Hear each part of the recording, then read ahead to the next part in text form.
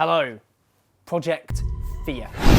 Project Fear, that is how Chris Grayling, who is a Tory cabinet minister who supports Brexit, Britain leaving the European Union, that's how he's describing the campaign led by the government to stay within the European Union. As soon as I heard him describe the campaign to stay in those terms, all I could think was, you cheeky git.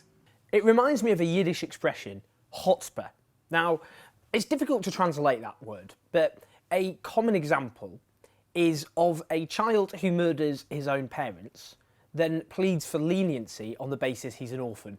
Project Fear, just so we're all clear, was actually coined by somebody called Rob Shorthouse, who worked for the Better Together campaign. That was the campaign to get Scotland to stay within Britain, a cross-party campaign, if you like. Now, I think he thought it was a bit of a joke. Regardless, it really did sum up how, if you like, the government and political parties on both sides of the divide, and also much of the media behaved. There was only one newspaper in Scotland, one, that supported independence, even though 45% of people in the referendum or thereabouts ended up supporting it.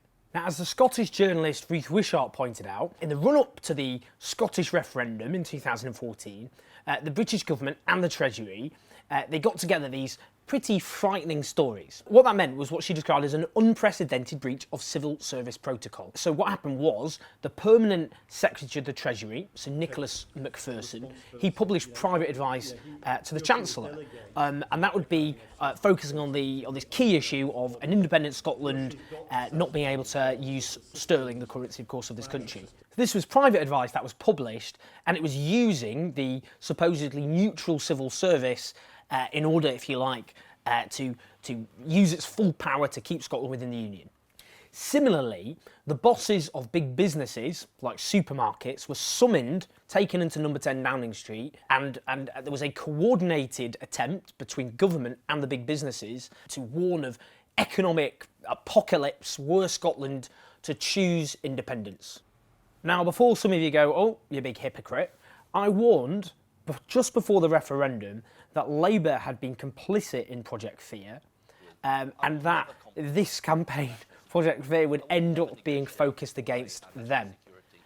And so it proved. The day before the general election in Britain last year, these were the front pages. Daily Mail: for sanity's sake, don't let a class war zealot and the SNP destroy our economy and our very nation. The Times: Miliband trying to conway into number 10, says PM. The Daily Telegraph: nightmare on Downing Street, featuring Nicola Sturgeon and some kids waving out of a window, very sinister. And of course, the classic, the Sun newspaper: save our bacon, with Ed Miliband eating that bacon sandwich. That bacon sandwich, of course, being one of the main criticisms levelled against him. He didn't eat a bacon sandwich with enough dignity. Then there's Michael Fallon, the then Conservative Defence Secretary, who, in the weeks before the general election, said Ed Miliband stabbed his own brother in the back to become Labour leader. Now he is willing to stab the United Kingdom in the back to become Prime Minister. Again, you had coordinated attacks by big businesses, warning of economic calamity, were Labour to enter number 10. Project Fear on speed, quite frankly. The whole campaign was waged on the basis of fear. Now, the people complicit with that included, obviously, the likes of Chris Grayling and his colleagues in the Conservative cabinet and the Conservative backbenches who now support Brexit and are angry at those tactics as they see it being employed against them. You know, for those who want to leave the European Union, a significant chunk of the media will be sympathetic or outright supportive. So they don't even have a coordinated attack on them by the entire establishment. There will be some big businesses who will say that they support leaving.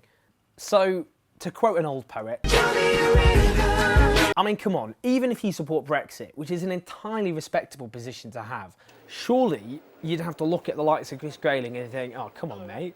Just borderline hypocrisy there. Last year, I suggested people on the left had to at least consider the possibility of Brexit. And for me, it was for a number of reasons. It was in the aftermath of how Greece was treated and elected government by senior EU figures. It was the fact that the Transatlantic Trade Investment Partnership being negotiated in secret, giving large corporations the ability to sue governments in secret courts for policies that might hit their profits, austerity across the Eurozone, we could go on. But also my fear was David Cameron would go, oh, all these lefties and trade unionists, they'll just vote to stay within the European Union, whatever deal I negotiate, so I can get rid of the social chapter, workers' rights. He hasn't done that because he knows that he would have alienated that constituency. So my position is to vote to stay within the European Union on the basis that's the beginning of changing it, that we unite with people across Europe to build a Europe which is run in the interests of working people, that's democratic, and that stands up for people's rights and freedoms. I think this should be a reasoned debate, and it's no surprise that's not happening, and you are getting often what seem like hysterical warnings of meltdown and apocalypse, and I don't think that's helpful at all. So for me, it has to be a positive, decent campaign, but I will not be taking lectures from the likes of Chris Grayling. People who have inflicted these campaigns of fear have been absolutely central to these project fears, and now the boot's on the other foot, they're complaining.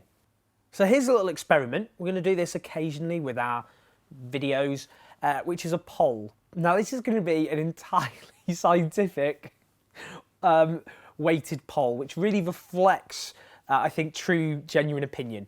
Okay, that's my caveat. It's not really going to do that. And I'm sure this poll won't be hijacked by any side of this debate. But let's go for it. It's here, right? And it says, as you can see, should we vote to stay within the European Union? Yes, no, don't know, don't care. So yeah, get involved, get stuck in. Thanks as ever. Leave your comments. But I want to hear in them why you're voting either to stay within the European Union or why you're voting to leave or why you haven't made your mind up.